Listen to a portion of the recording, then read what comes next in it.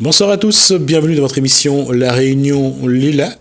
Gaël Guiton n'est pas avec nous, ça sera donc Koulsoum Le Hibou. Bonsoir. Et bonsoir à Jean-Louis Rabou. Bonsoir. On va parler de l'ouvrage de Jean-Louis Rabou, Itinéraire, c'est dans Cosmo Réunionnais.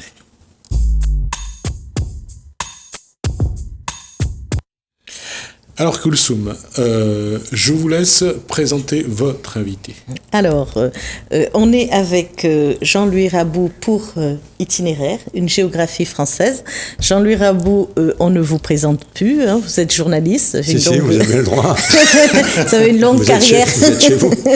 Longue carrière de journalisme, d'auteur aussi, puisque vous avez sorti pas mal de livres chez Orphie. D'accord. Donc, celui-ci est le dernier, c'est ça ? Oui, c'est le dernier. D'accord. Alors, c'est le dernier livre. Moi, j'ai beaucoup aimé cette histoire de ce grand-père et de son petit-fils et de cette transmission entre l'un et l'autre. C'est important pour vous de transmettre comme ça une culture, une vie, des histoires entre générations ? Bien sûr, oui. C'est déjà important que vous ayez apprécié et aimé. Je vous en remercie. Oui, c'est ça l'histoire. C'est raconter grosso modo 50 ans d'une vie française avec un arrière-plan, une géographie française bien singulière, puisque la France, elle est passée au XXe siècle par l'Indochine, elle est passée par l'Algérie, elle est passée par Madagascar, elle aurait pu passer, elle est passée par la Réunion, elle est passée par les Comores, et tout ça, donc ce grand-père, qui n'est pas toujours le grand-père, c'est parfois lui le petit-fils, raconte quelque part cette histoire française. Oui, donc ça c'était ce que j'ai beaucoup aimé. Et une autre question, donc ce petit garçon, il semble pas, il est curieux de ce que son grand-père lui raconte, mais il prend ça un peu à la légère, alors que le grand-père, lui, il est sérieux. Est-ce que c'est parce qu'il est en fin de vie ? Est-ce que c'est parce qu'il est très sérieux et il s'inquiète aussi sur le devenir de ce petit-fils et sur ce secret, parce qu'il y a un secret quand même familial. On ne dévoilera pas tout, mais il y a un secret. Il y a un secret de famille, comme dit-on dans toutes les familles françaises. Il y a un secret. Et ailleurs, il y a un secret. Non, le grand-père témoigne. Un grand-père, c'est fait aussi pour ça. C'est un témoignage. Et l'enfant est forcément plus virevoltant. C'est pour ça qu'un arrière-plan aussi, il y a la géographie, il y a aussi le rugby. Parce que le rugby, c'est un jeu où le ballon est censé virevolter, etc. Donc il y a ces deux. Mais c'est vrai qu'il y a quelqu'un qui raconte et un enfant qui écoute. Il y a un homme qui voit le monde évoluer, il y participe. Il y a un enfant qui regarde ça avec légèreté parce qu'il n'a pas... Parce que c'est un enfant. Parce que c'est un enfant. Il faut avoir un regard là-dessus ou se dire que, quelque part, il faut attendre de grandir avant de devenir sérieux. Oui, la question est intéressante parce que moi je pense qu'il faut garder l'enfant qu'on a en soi. Et c'est aussi ça, à mon sens, qui est en fond dans le bouquin, c'est restons aussi cet enfant que l'on a été. Restons-le le plus longtemps possible. Quelque part, ça aide à vivre. Ça pose la question de savoir, lorsqu'on a vécu, on voit le parcours de ce monsieur, est-ce que l'enfant n'a pas disparu trop tôt avec les effets de la guerre, avec une vie qui n'a pas été simple. L'enfant, lui, son petit enfant, on voit que il n'a pas connu la même vie. Et c'est peut-être pour ça aussi qu'il reste un peu léger, je dirais. Mais rester un enfant quand on a traversé des guerres, c'est pas simple non plus. Mais c'est peut-être la chance de notre génération, d'ailleurs la vôtre aussi bien que la mienne, c'est qu'on a eu la chance, le bonheur rare, de ne pas avoir connu de guerre, au moins sur le territoire français, puisqu'il y en a quand même qui l'ont connu, et souvent avec notre renfort. Je pense à l'Indochine, je pense à l'Algérie, mais sur le sol français, disons, qu'on a la chance rare de ne pas avoir connu la guerre. Voilà. Je continue. Mais ce que je voulais dire, c'est que ce qui est important aussi, c'est que c'est le début du livre. Et d'ailleurs, l'idée du livre est venue comme ça. Elle est toute simple. L'idée, elle fait 3 lignes. Elle fait 3 lignes, c'est le grand-père, et il se trouve que c'est une petite part autobiographique, je suis grand-père, et c'est de se dire, je ne saurai jamais ce que deviendra mon petit-fils. C'est ça. C'est-à-dire quand il aura l'âge d'être devenu quelque chose ou quelqu'un, c'est-à-dire quand il aura 40, 50 ans. Je ne saurai jamais. Et pour moi, ça, c'est désolant. Oui. Pour moi, c'est une tristesse forte de savoir que mon petit-fils, je ne saurai jamais ce qu'il sera quand il aura 50 ans. Il a quel âge aujourd'hui? Il a 10 ans. Ouais. Le mien a 2 ans. Ben voilà, nous ne saurons pas ce qu'ils seront devenus dans la force de Le mien, l'âge. il a que 4 ans.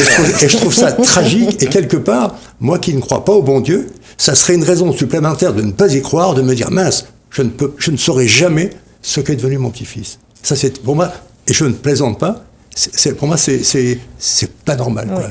Et cette question existentielle, que sera-t-il? Bon, donc perle le livre, hein, et que sera-t-il, que deviendra-t-il? Donc ça va perler comme ça le livre, et on va aussi avoir des mœurs, des reflets de la vie de 1950 jusqu'à 1900 à peu près grosso modo, 60. Voilà. Grosso modo, presque jusqu'à aujourd'hui. Jusqu'à aujourd'hui, oui. Donc la deuxième partie du XXe siècle. Ouais. Je reviens sur le fait de ne pas savoir. Là, il n'y a pas de question de religion, quoi que ce soit. Mais aujourd'hui, c'est-à-dire s'il a 10 ans aujourd'hui, dans 30 ans, on ne sait pas. Jean-Louis Rabou sera peut-être toujours là. Pour venir à Télécréole, il faudra venir me chercher. Et si je suis toujours là, j'inviterai Jean-Louis Rabou pour parler. Non, mais je reviens à ça. Je veux dire que l'expérience de vie aujourd'hui est très aléatoire et peut aller très loin. Oui. Je vais juste... Dans quel état regardez Daniel Cordier, qui a été le compagnon de Jean Moulin en 1942. Il est mort l'année de ses 100 ans, et je trouve qu'il avait quand même encore une Exactement, bonne... c'est vrai. Ouais. C'est vrai, mais il était le seul survivant.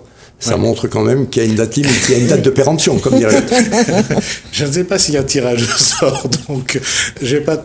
Mais c'est pour ça que je disais que quelque part, ce qu'on fait aujourd'hui, on trace la route et on essaye de tracer une belle route pour nos enfants et nos petits-enfants et ceux qui vont suivre. C'est la tâche ou la mission qu'on se donne aussi. Exactement. Mais c'est aussi raconter, et c'est ce que j'essaye de faire dans le livre. D'ailleurs, dans la seconde partie qu'on n'avait pas évoquée, j'évoque la question comorienne. C'est ça aussi le livre. C'est raconter ce qu'a été l'histoire française vécue par des populations françaises.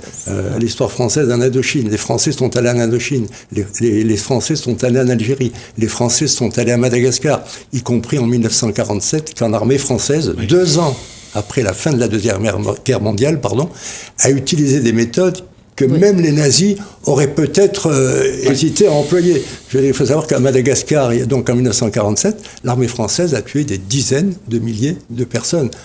Voilà. Et donc le grand-père, alors je ne porte pas de jugement, hein, même si ça va de soi, mais je veux dire, le rôle du grand-père, c'est ça, c'est de raconter ce qu'un enfant, par la force des choses, ne sait pas. On parle de Madagascar, mais le comportement de l'armée en Algérie n'a pas été... non plus. Par exemple, voilà, ou le comportement de l'État français quand s'est posé la question du référendum aux Comores, où on a fait, je ne porte pas toujours de jugement, mais où on a fait qu'aujourd'hui cohabitent Mayotte et le reste des Comores, c'est-à-dire la 5e puissance mondiale qui voisine, et quand je dis voisine, on est entre frères, cousins et compagnie, qui voisine une des 5 nations les plus pauvres de la planète. Donc la 5e puissance mondiale, et on voudrait que ça se passe bien. On sait forcément que ça se passera mal. Et on se rappelle juste la révolte à Anjouan qui voulait quitter les Comores pour revenir dans les Girondes de la France. Ça montre bien que l'histoire de ce monsieur, ça colle toujours à une actualité qui n'est pas, bien sûr, qui n'est pas si ancienne que ça. Puis qui a laissé des marques, je veux dire, qui aurait pu d'ailleurs concerner la Réunion, parce que la Réunion, elle est là, quelque part, on a l'impression qu'elle est sortie, machin, mais elle aurait pu aussi passer à la trappe, hein, je veux dire, d'une façon ou d'une autre. Hein. Je pense que le choix de Madagascar de devenir indépendant a motivé la position de la France pour rester dans l'océan Indien aussi. Oui, tout ça, c'est Oui, des jeux, j'allais presque dire, de c'est des grande jeux, puissance. c'est des jeux de chaises musicales, ou appelez ça comme vous voulez, je veux dire, mais la Réunion aurait très bien pu ne pas convenir, voilà. Et oui, moi je voulais revenir sur certains silences qu'on a. Il y a quand même des silences dans ce livre. Le silence de ces parents là qui sont en campagne en Allemagne et qui taisent l'histoire, les silences qu'ils ont dans leur couple, que ça aille mal ou bien, et ce grand frère là qui décède trop tôt, tout ce silence autour de ce livre questionne quand même, on se questionne pourquoi dans les années quand même 1950-60 on tait tant de choses aux enfants alors qu'aujourd'hui on est peut-être dans... Pas sûr. Non, je pense qu'on est toujours dans un monde du silence. Je parlais de Madagascar tout à l'heure. Madagascar, c'est très près de la Réunion. Qui connaît l'histoire de la relation franco-malgache ? Personne, et surtout pas les jeunes générations. Qui sait ce qui s'est passé en 1947 ? On n'en parle jamais. Qui sait que les nazis ont envisagé d'installer la population juive à Madagascar ? Personne. Qui raconte l'histoire du double référendum aux Comores ? Personne. Alors, à La Réunion, parfois, on a des tendances très xénophobes concernant le comorien ou le maoré ou le malgache, mais personne n'explique la réalité des choses, n'explique 1947 à Madagascar, n'explique le double référendum crapuleux aux Comores. C'est ça. On est dans le silence, comme la guerre d'Algérie est restée longtemps les événements d'Algérie, avant que ça devienne enfin la guerre d'Algérie. L'Indochine, plein de gens ne savent pas ce qui s'est passé, ni le pourquoi, ni le comment. On sait que les Américains ont été au Vietnam, mais on sait beaucoup de Français ne savent pas que les Français ont été en Indochine. Mieux que ça encore, déjà, quand on regarde l'histoire même de ce qui fait la Réunion aujourd'hui, même ça, ce n'est pas dit aux Réunionnais. Je veux dire, même ça, on n'a pas enseigné aux Réunionnais leur histoire. On a enseigné l'histoire de France. C'est ce qu'on fait à l'école. Mais à quel moment on enseigne l'histoire de la Réunion, l'arrivée d'Anne-Mousse, l'arrivée des portugaises plutôt? À quel moment le Réunionnais ignore déjà son histoire? Exactement. Comment il va savoir l'histoire de Madagascar? Exactement, mais je nuancerai quand même, parce qu'à La Réunion, il n'y a pas eu la catastrophe qu'il y a eu à Madagascar, qu'il y a eu en Algérie, qu'il y a eu au Comores. Tout à fait. La Réunion, je dirais presque, elle est quand même bien... Non, elle a été protégée, je suis d'accord. Mais malgré tout, on a tout fait pour que le Réunionnais ignore son histoire. C'est vrai.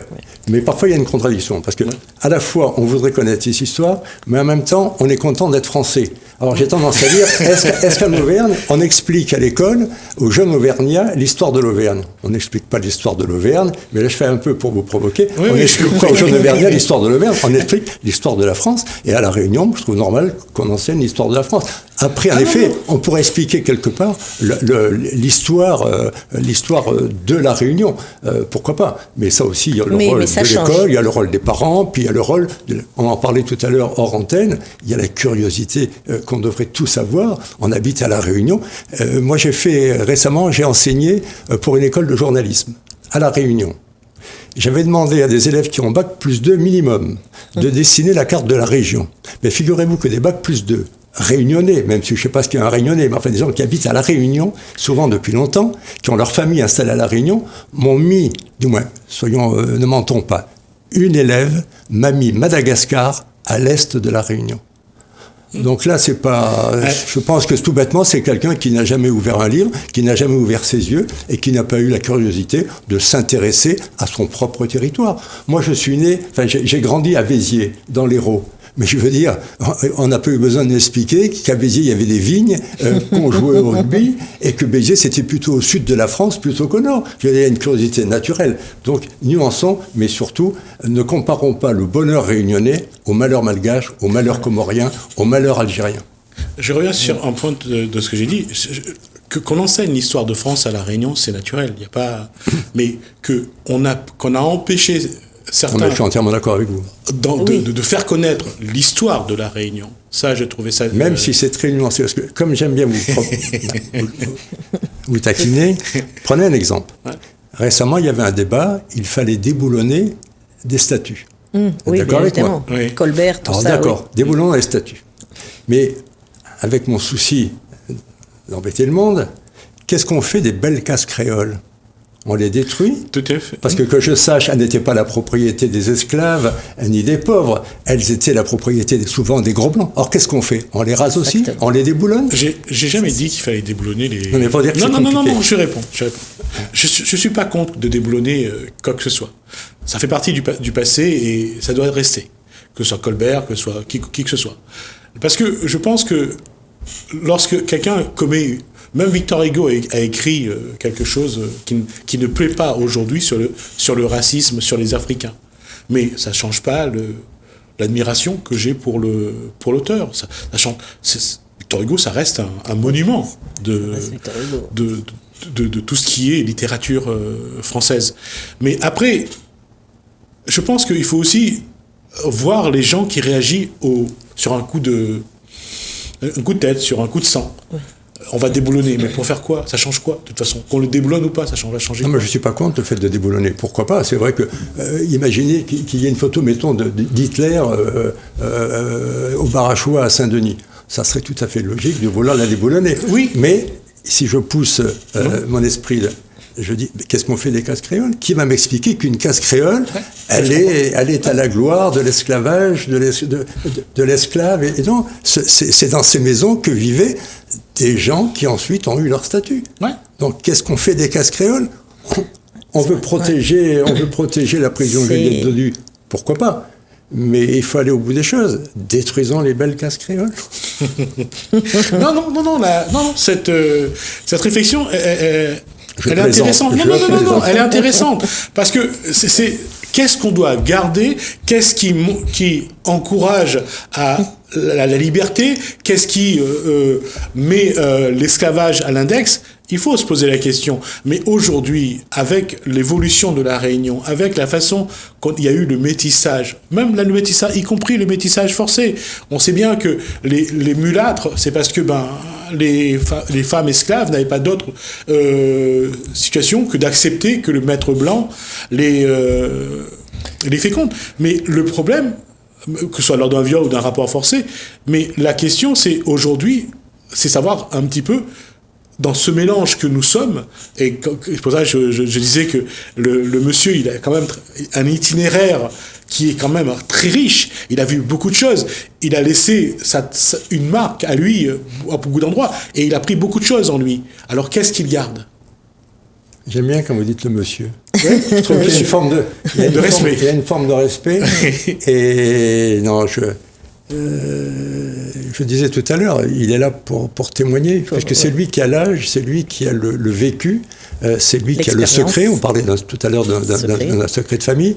C'est son rôle. Et quand vous disiez tout à l'heure l'histoire de la Réunion, je suis quelque part d'accord avec vous, presque à 100%. Mais est-ce que ce rôle, il n'est pas aussi le rôle du parent ? Ce qu'on fait ce matin, on en parle. Mais dans les familles, on ne peut pas parler de l'histoire de la Réunion. Les Indiens ne peuvent pas parler de leur histoire. Le Chinois ne peut pas parler de son histoire. Et éventuellement, ensuite, dans un groupe, chacun parlant de son histoire. Et les gens connaîtraient l'histoire de la Réunion. De leur famille, déjà. Il n'y a pas qu'une censure descendue de Paris ou de je ne sais où. La censure, elle est souvent en soi. C'est comme la presse. Moi, j'ai été longtemps journaliste. L'autocensure vient souvent avant la censure.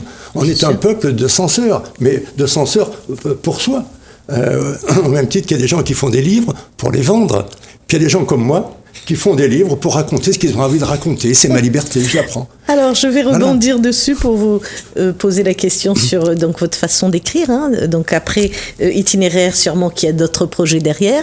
Et alors, comment est-ce qu'on écrit ? On se prend un temps, on écrit. Est-ce que ça vient ? Comment on trouve l'idée ? Comment... votre rapport à l'écriture. Bon, je sais que c'est compliqué. C'est compliqué, mais quand on écrit, personnellement, j'écris tous les jours. Et j'écris, j'allais dire, du matin au soir. C'est-à-dire que l'histoire m'accompagne. J'accompagne l'histoire et elle m'accompagne. Dans ma voiture, j'ai toujours un carnet, je prends des notes, j'ai mon personnage dans la tête. Et à tout moment, il m'arrive d'ouvrir, soit physiquement, soit dans ma tête, d'ouvrir le livre que je suis en train d'écrire. La seule chose concrète, c'est que j'écris tous les jours. Oui, c'est ça. J'écris tous les jours et je lis tous les jours. Et quelque part, c'est une discipline que je m'impose. Mais c'est aussi un plaisir, parce que j'adore lire et j'ai besoin d'écrire. C'est presque, quelque part, mon ordinateur, vital. c'est mon médecin, je veux dire. Hein. Si j'écris pas, je suis pas bien. Et voilà, j'écris. Et il n'y a pas de... La seule chose, c'est tous les jours. Oui. Mais il n'y a pas forcément une heure, il n'y a pas forcément de me dire aujourd'hui je fais 3 pages et compagnie. Voilà. Puis ça prend du temps. C'est Jean d'Ormesson disait que quand on fait 1 page par jour, il dit ça peut paraître pas beaucoup, mais à la fin de l'année, ça en fait 365, ça fait déjà un joli livre. Mais ça donne l'impression parfois pour le profane que il a fait qu'1 page par jour. Ben oui, mais c'est pas rien. La preuve, c'est qu'à la fin de l'année, ça fait un livre. Et si c'est du d'Ormesson, c'est un bon livre en plus. Il y a un livre sur le feu actuellement. Il y a déjà programmé un ouvrage pour dans X temps. Il reviendra. Je programme pas, je reviendrai, mais j'écris bien sûr. J'ai 2 livres qui sont terminés et je suis sur le 3e qui m'accompagne. Et pour répondre aussi vaguement à la question de notre ami, c'est grosso modo, je me donne pas un calendrier, mais je mets à peu près 1 an entre le moment où j'ai commencé le bouquin. Or, sur une idée, je vous dis tout à l'heure, le itinéraire, une géographie française, c'est parti de ça. C'est pas normal que je ne sache pas, enfin donc que le personnage, le monsieur, ne sache pas ce que sera devenu son petit-fils. Mais c'est marrant parce que rien que le fait de l'évoquer, ça me crée une émotion parce que ça m'agace. J'en veux à tout le monde, y compris au bon Dieu, de me dire mais mince, je sais pas, laissez-moi au moins le connaître jusqu'à 60. Après, je m'en vais.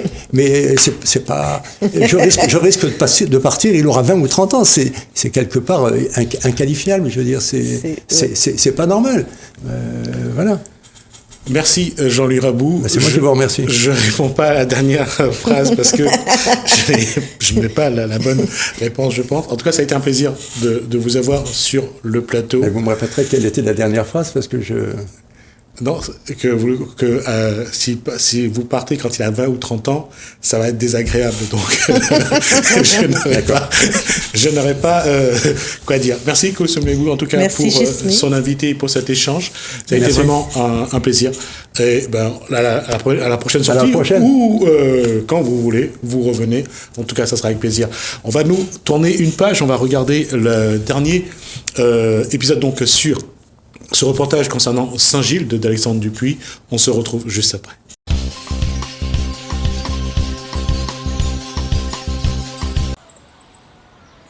Ce ne sont pas les collines de Beverly Hills que nous apercevons. Nous arrivons à Saint-Gilles, quartier emblématique de Saint-Paul. À Villèle, la majorité de la population est de confession catholique. Mais les années 60 ont vu l'essor de l'hindouisme. Alexis Miranville, historien, spécialiste de Saint-Gilles-les-Hauts, va nous éclairer sur cette question. Après l'abolition de l'esclavage, en 1848, les Villèle se sont retrouvés à la tête de l'ancien domaine de Madame des Bassins. Ils ont poursuivi avec la même vigueur la politique de christianisation de la main-d'œuvre. Mais cette main-d'œuvre était constituée en majorité de travailleurs engagés indiens profondément attachés à l'hindouisme. Ce développement de l'hindouisme doit beaucoup à Daniel Singaini, le fondateur de la chapelle La Misère. Là, nous sommes avec monsieur Daniel Singaini, qui est un prêtre, un militant culturel et le fondateur de la chapelle La Misère et aussi un défenseur de l'hindouisme populaire. Monsieur Singaini, alors, Kosala Poussaou à devenir prêtre. C'est-à-dire, premièrement, moi, j'étais beaucoup très croyant et très religieux. Et deuxièmement, c'est que moi, je n'ai pas voulu être prêtre totalement. Au début, on devait être prêtre chrétien. Après, on a choisi prêtre hindou parce que nous avons créé une association pour avoir un temple chez la propriété de Villèle. Et dans l'association, la jeunesse à l'époque, elle a dit que moi, j'étais le seul jeune qui était capable de prendre la responsabilité d'être un prêtre. Et comme dans la communauté hindoue, c'est la population, il décide que ça sera son prêtre. Un peu comme l'Afrique, le peuple décide que ça sera son chef village. Nous, c'est le peuple qui décide que ça sera son prêtre, parce que j'ai moi comme prêtre. Et moi, là, j'ai cette responsabilité-là. Et moi, j'ai été élu en 68 comme prêtre et président de l'association. Et là, nous, les 2014, moi encore président, prêtre encore. Voilà. Donc, vous êtes le fondateur de l'hindouisme populaire. Quelle est la différence entre l'hindouisme populaire et le grand hindouisme? L'hindouisme populaire, c'est que nos ancêtres la sortent en Inde, on arrive ici, et en arrivant ici, premièrement, en Inde même, nous avons droit métis à nous. Nous avons droit à une nation, mariée avec l'autre nation, un culture indienne, nous avons droit avec l'autre culture indienne, en Inde même. En arrivant ici, en débarquant à Lazare, et nous sortons en Inde, nous causons avec l'autre, nous ne pouvons pas comprendre l'autre, parce qu'ils ne causent pas la même langue, pas la même culture. Donc, d'abord métis entre Indiens, après on métis avec blanc, avec Kaf, avec Malgache, avec Africain, tout ça. Mais là, on a créé une propre religion, je veux, parce que quand on prend le Telugu, Marathi, Gujarati, Korengi, en Inde, ça les divisé, là, pas associés ensemble. Nous, on commence à associer ensemble. Parce que dans notre prière, on a le mot Gujarat, mot Hindi, Marathi, Gujarati, et tout ça est dans notre prière. Et en Inde, c'est les Tamouls, c'est les Hindi, Gujarati, Telugu.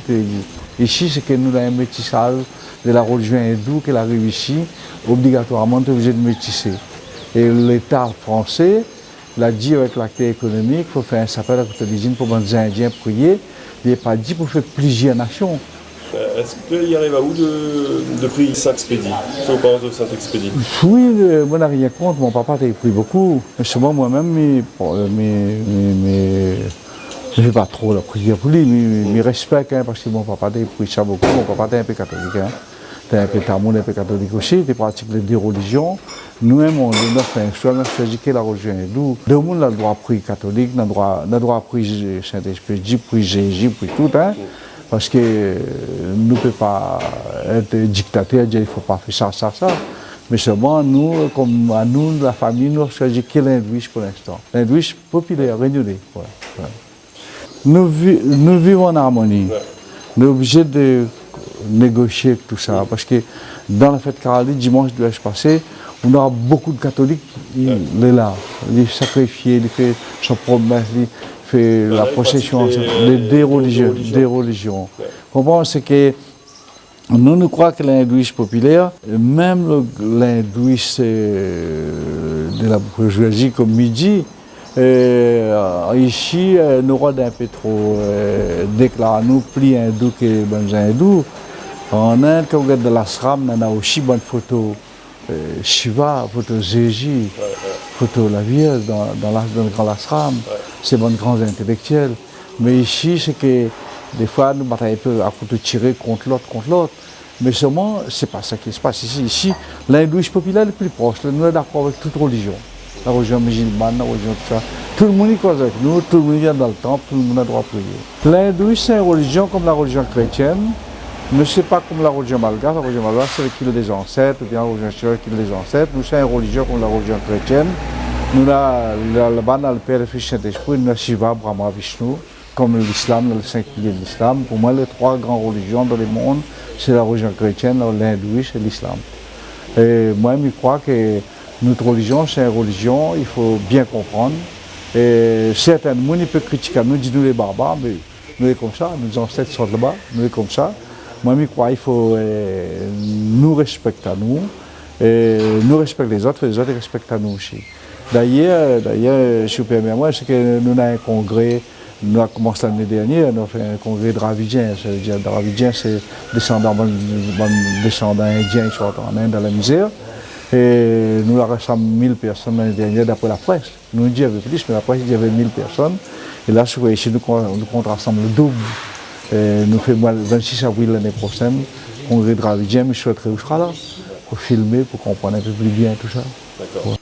Daniel Singhani s'est fait également le défenseur d'un hindouisme populaire où les cérémonies sont dirigées par des prêtres locaux avec des sacrifices d'animaux, des marches sur le feu. Et en cela, il s'opposait à l'hindouisme des grands temples, où les offices religieux sont assurés par des prêtres qui viennent de l'Inde. Mais c'est ici, à Villèle, que le tourisme culturel prend tout son sens. Parce que, au-delà de la visite du musée, des monuments et autres traces du passé, le tourisme culturel, c'est une forme d'approche de notre histoire et de notre art de vivre ensemble. Dans le cimetière de Saint-Paul, à l'entrée de Saint-Gilles, on a érigé il y a quelques années le buste de Lecomte de Lille à l'occasion du retour de ses cendres à La Réunion, selon ses vœux. Lecomte de Lille, notre poète créole, a été le premier, à l'époque où Saint-Gilles était encore sauvage, à écrire son célèbre poème, La Ravine Saint-Gilles. Avec son ami, le grand poète La Caussade, avec de nombreux amis artistes, ils ont demandé depuis la bibliothèque du Sénat l'exécution rapide du décret d'application d'abolition de l'esclavage. Comme le disent les historiens le docteur Olivier Fontaine et Alexis Miranville, la rade de Saint-Gilles est à l'origine du peuplement de La Réunion, comme la baie de Saint-Paul. En 1665, 3 bateaux viennent à Bourbon. 2 d'entre eux jettent l'ancre dans la baie de Saint-Paul. L'Aigle Blanc, qui transporte le futur gouverneur Étienne Regnault et ses compagnons, mouille à Saint-Gilles. La rade de Saint-Gilles est bien un haut lieu historique du débarquement des premiers Français. Flibustiers, premiers marins français accompagnés de leurs femmes malgaches et indo-portugaises, pirates de tous bords, ont formé le cœur de la population rayonnaise. Les créoles que nous sommes aujourd'hui en sont les héritiers.